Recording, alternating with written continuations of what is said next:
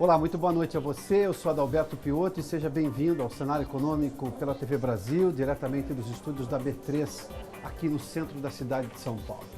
O leilão de concessão de 2 linhas do metrô de São Paulo arrecada quase 554 milhões de reais. O lance vencedor da CCR, que já administra a linha amarela, teve ágio de 185%. A Caixa Econômica anunciou hoje seu novo estatuto. O Banco Estatal teve, nesta semana, 4 vice-presidentes afastados por denúncias de envolvimento em escândalos de corrupção. A China investiu no Brasil mais de 20 bilhões de dólares em 2017.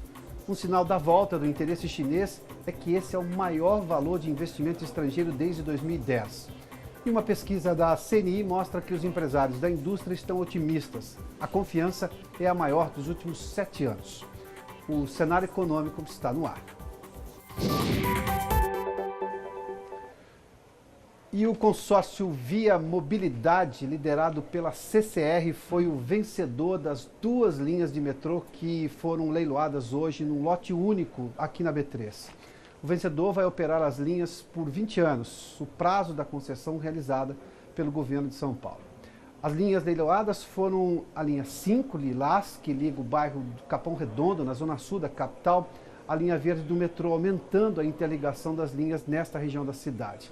A outra parte da concessão foi a linha 17 Ouro, que tem um monotrilho, ainda em obras, que fará a ligação do aeroporto de Congonhas à rede de metrô e trem na Grande São Paulo.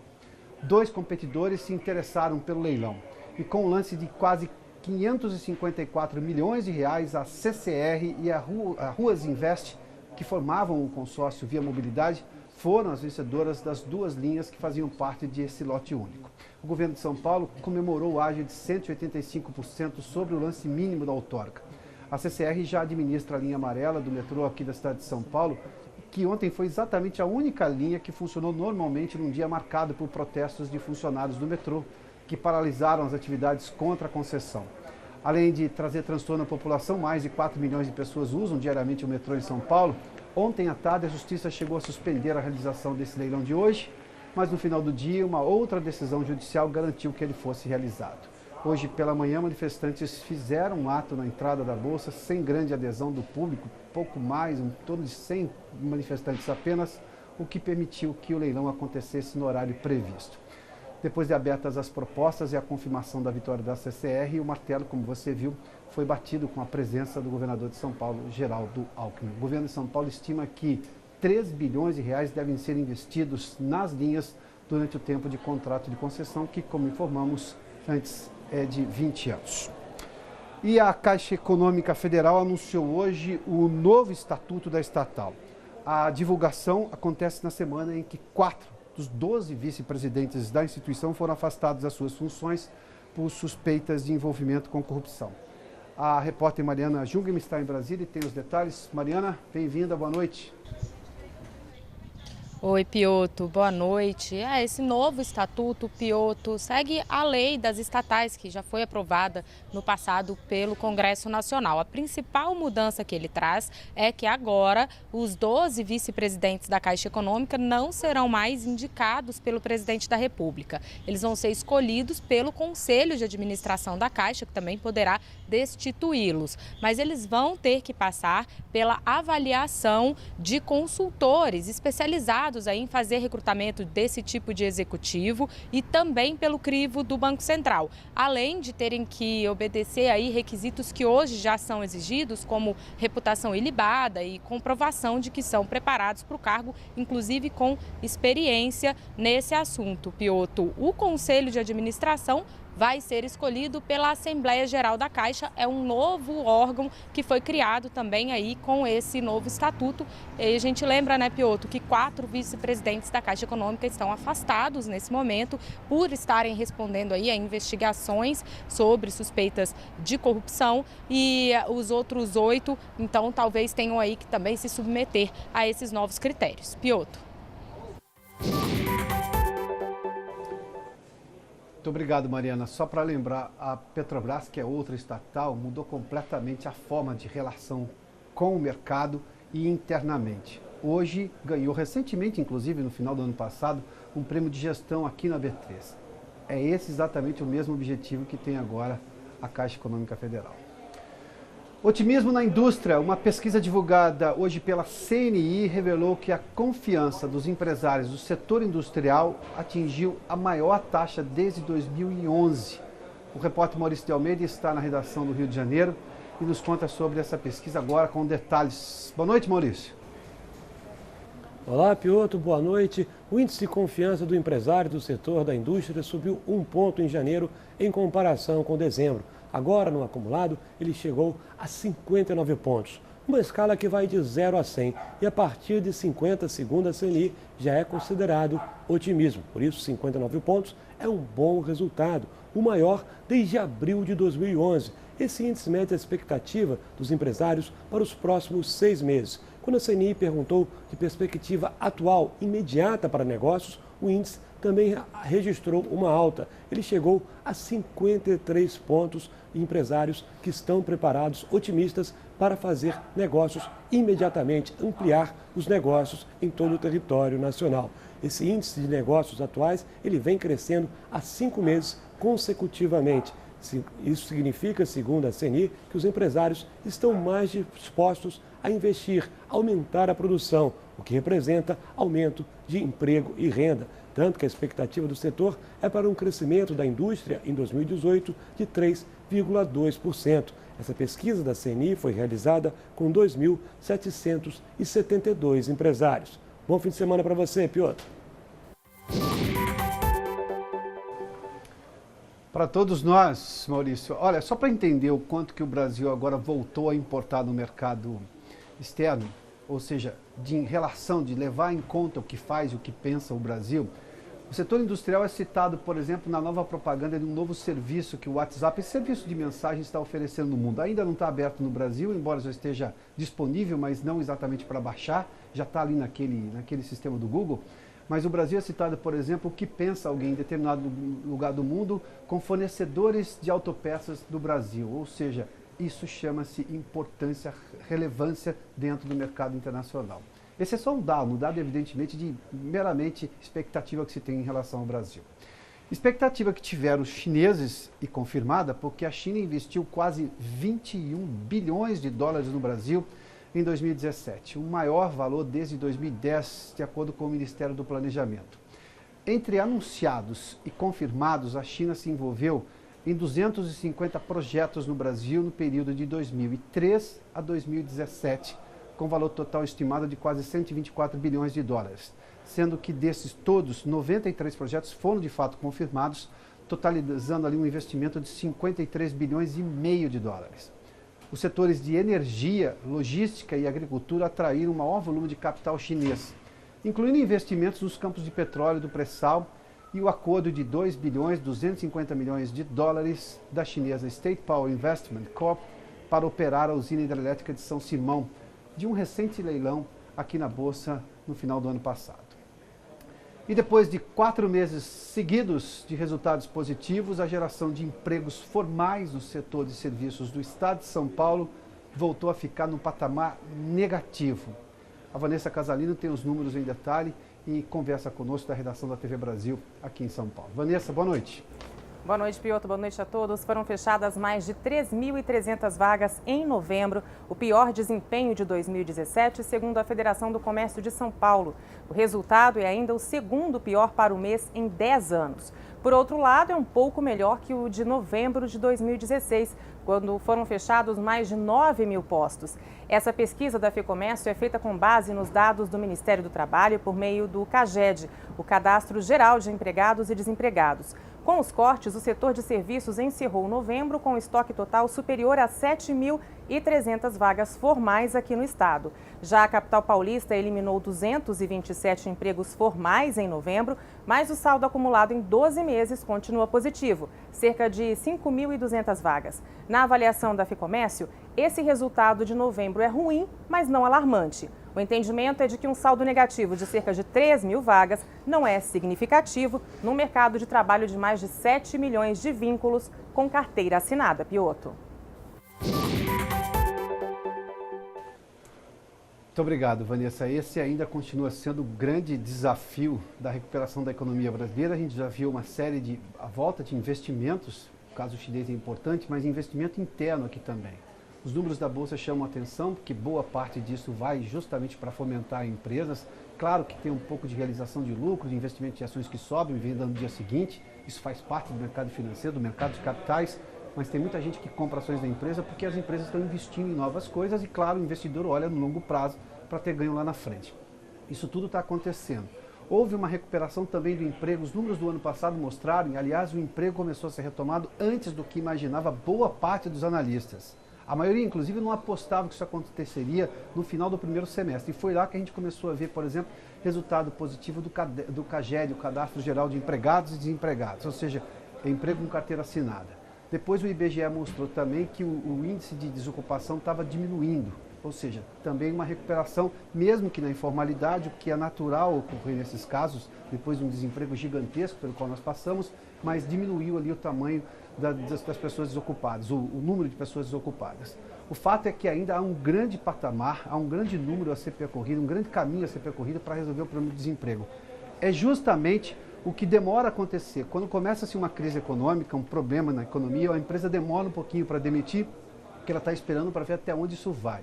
Num segundo momento, quando a gente tem uma crise longa, como nós tivemos no final de 2014, 2015 e 2016, até o começo da retomada do ano passado, o emprego é justamente a última coisa que volta a acontecer. O empresário demora a voltar a contratar porque quer, evidentemente, um pouco de estabilidade para saber até onde aquilo vai. E detalhe, também tem estoque. O estoque que estava ali parado, primeiro vai ser vendido para depois se investir em novas produções, ou seja, numa nova produção, numa nova geração de novos produtos. É isso que começou de alguma forma no ano passado, mas que ainda demora, isso nós vimos também no setor de serviços, o que é um grande problema. O desemprego foi seguramente o maior problema de todos gerado por essa crise gigantesca que nós passamos em 2015 e 2016. Aliás, a gente vai falar um pouco sobre, para quem está pensando em retomar o emprego, voltar ao mercado de trabalho, o que deve fazer, é a entrevista daqui a pouco aqui no cenário econômico. Bom, aliás, daqui a pouco também nós temos os números do mercado financeiro. O Ibovespa voltou a reagir nesta sexta-feira e se manteve acima dos 80 mil pontos durante o dia, marca que superou pela primeira vez na história durante essa semana. Um rápido intervalo e voltamos em instantes com o fechamento do mercado nesta sexta-feira.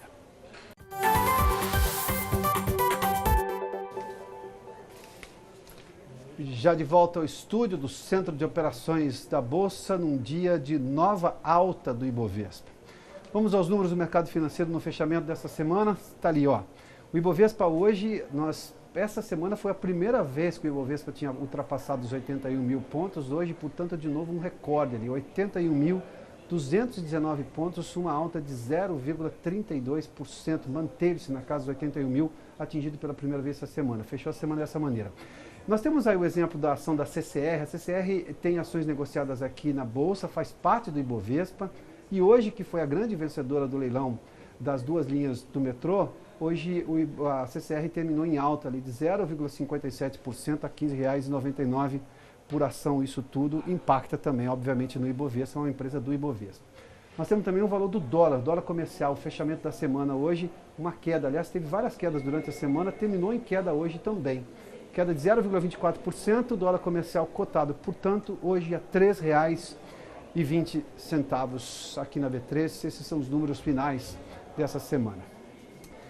Sabe aqueles programas de fidelidade muito comuns hoje em dia que prometem benefícios aos usuários, como acúmulo de pontos, milhas, troca por alguma bugiganga, essas coisas todas? Pois bem, esses programas registraram uma enxurrada de reclamações do consumidor no ano passado. A Vanessa Casalino me conta uma coisa, quer dizer que aquela sensação de um grande negócio para o consumidor não foi exatamente assim para uma boa parte deles com relação aos programas de milhagem, é? Exatamente isso, Pioto. Muitas reclamações, os dados são da Secretaria Nacional do Consumidor do Ministério da Justiça e mostram que as reclamações quase dobraram no ano passado. Foram mais de 6 mil no site consumidor.gov.br, um aumento de 93% em relação a 2016. De acordo com a plataforma, os principais problemas são oferta não cumprida, serviço não fornecido e venda e publicidade enganosos. Foram apontados ainda dificuldade de contato, demora no atendimento, cobrança de valores não informados entre vários outros que foram apontados. A Secretaria do Consumidor dá algumas dicas para evitar aborrecimentos com esses programas. Vamos a elas. Primeiro, é preciso ler atentamente as regras previstas no contrato, exigir que estes benefícios estejam por escrito também no contrato e guardar as informações recebidas do patrocinador, como e-mails, folhetos e as correspondências. Se houver problemas, a orientação é primeiro procurar o programa de fidelidade. Se não der certo, aí a queixa pode ser registrada na plataforma que a gente falou, consumidor.gov.br. Pioto.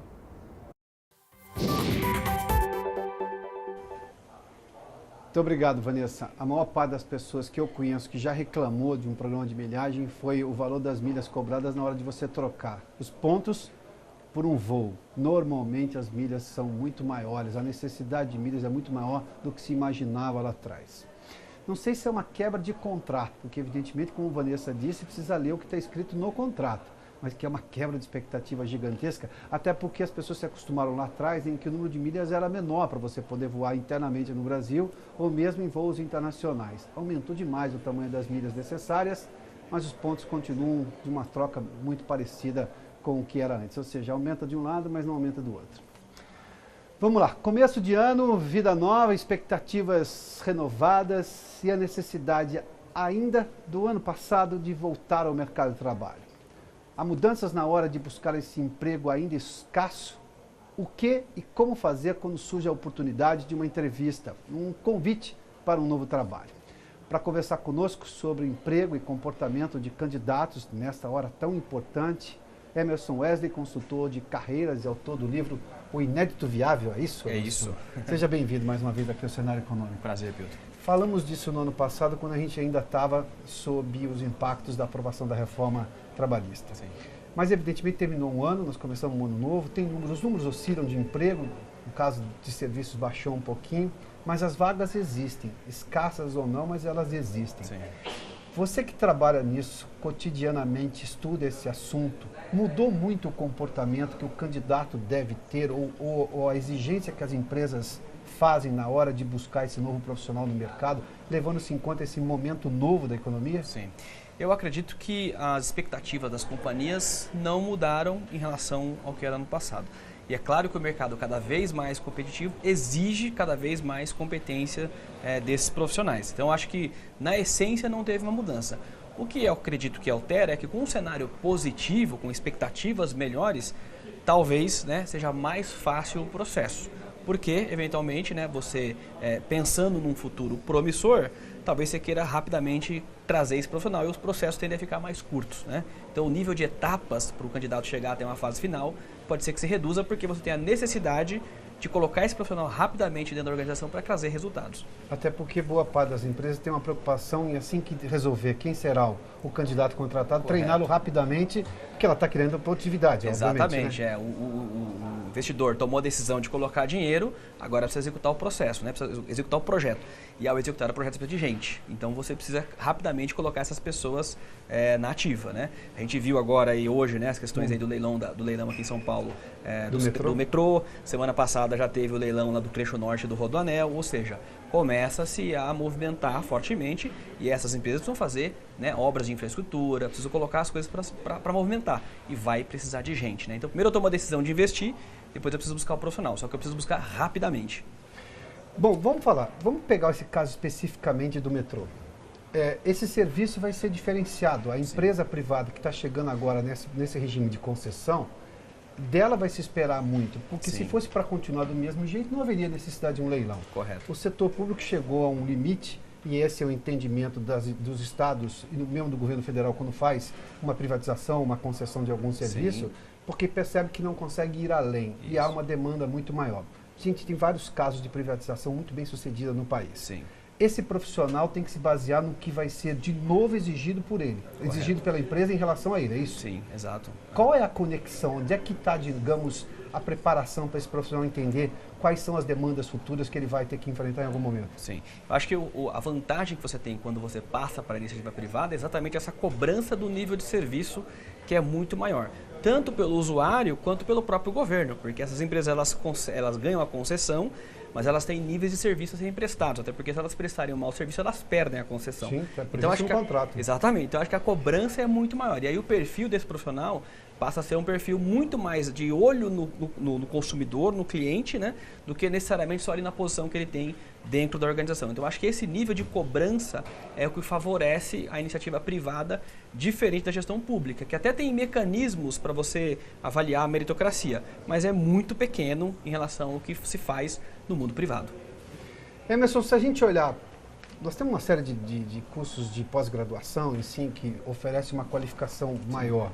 Mas a gente sofre de eficiência ainda no Brasil. Eu digo que normalmente nós temos dois problemas no Brasil, falta de generosidade e falta de eficiência. Se a gente aumentar a eficiência e a generosidade, a sensação de viver no Brasil fica melhor. Sim. Porque a pessoa pode trabalhar numa empresa e ela se achar eficiente, Correto. mas normalmente o consumidor daquele serviço, da empresa para a qual ela trabalha, não acha. Exato. E ela mesmo não acha em relação a outras empresas, seja telefonia, cartão de crédito ou programa de milhagem, como nós citamos há pouco. Exato. Onde é que está o drama da eficiência? A gente perdeu a eficiência ao longo do prazo ou o nível de exigência que aumentou mais rapidamente do que as empresas e as pessoas poderiam oferecer? Eu acredito que o nível de cobrança aumentou, a nossa expectativa em relação a tempo hoje ele é muito maior do que no passado. Né? No passado você falava para o banco, olha, em 5 dias úteis o banco resolve o seu problema. Hoje, se você tem à disposição um aplicativo, você quer que o problema seja resolvido imediatamente. Então, claro, eu acho que o consumidor tem muito mais poder hoje, portanto exige um nível de serviço melhor. Por outro lado, os profissionais ainda não aprenderam de uma forma geral a lidar com essa coisa da cobrança, do nível de serviço, né? Ainda é muito aquela coisa de vou fazer o que eu posso, né? E não vou fazer o meu melhor. Então, acho que essa diferença que existe, e quem se destaca geralmente é aquele profissional. Você pode ser qualquer nível hierárquico, qualquer posição. Sempre vai ter aquele cara que faz além e aquele cara que faz o básico, né? E eu acho que essa coisa de fazer o básico acaba se generalizando porque é mais fácil fazer o básico do que fazer o diferencial, né? Se você vai a um restaurante, você sabe quem é o garçom que tem eficiência no atendimento e aquele garçom que está ali só cumprindo tabela. Então isso é generalizado em todos os níveis das organizações. E eu acredito que o que faz mudar isso é exatamente a competitividade, a exigência por produtividade, por competência, é tudo isso que vai fazendo com que o serviço melhore.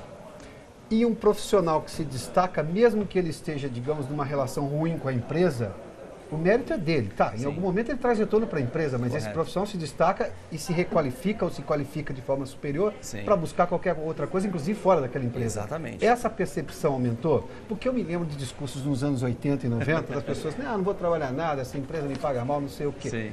Mas também ele parava no tempo e não conseguia outro emprego fora dali. Correto. Não sei onde é que estava a vantagem da forma de pensar. Esse tipo, a gente quebrou essa forma de pensar ou não? Eu acredito que na grande maioria não. Eu acho que ainda não? Eu acredito que não. Então, né? essa é a razão pela qual o nível de eficiência é baixo ainda no Brasil. Eu acho que sim. As pessoas ainda não têm essa visão de que eu preciso fazer mais para que de fato eu seja reconhecido e tenha novas possibilidades.